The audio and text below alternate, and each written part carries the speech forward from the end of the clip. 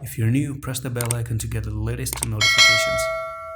Assalamu alaikum everyone, welcome to Solana video update. So yesterday we talked about a possibility of a stop loss hunt that can happen for Solana, and it seems like the stop loss hunt did play out, and right now you bounced off this 22.54 and you pushed a little bit to the upside, but I don't know what's happening anymore.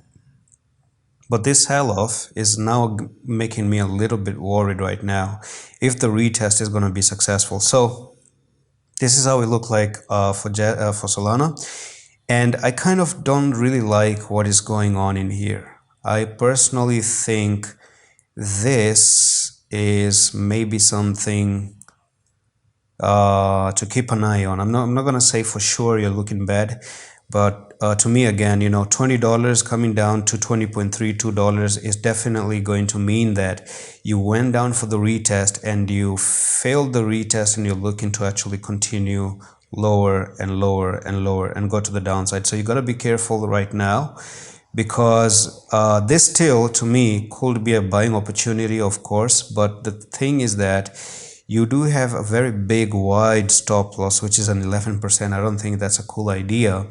But for the sake of TA and what you did on the daily time frames and how you're breaking out of it, I think you must stay above 22.46. Personally, you must stay above these two levels. Even if you come down and make a wick like this, you must stay above those levels, because if I take the bottom again to the top right here, that's still your golden ratio. You can see that's the 0.618. If you do actually end up breaking this, you could actually go all the way down to even $17.24, and that means one thing, that you actually broke out of this resistance. You went down for the retest, you failed the retest, and you continue to move lower. So that's going to be a fake out, and you're not going to be looking for that $31 to go to the upside, right?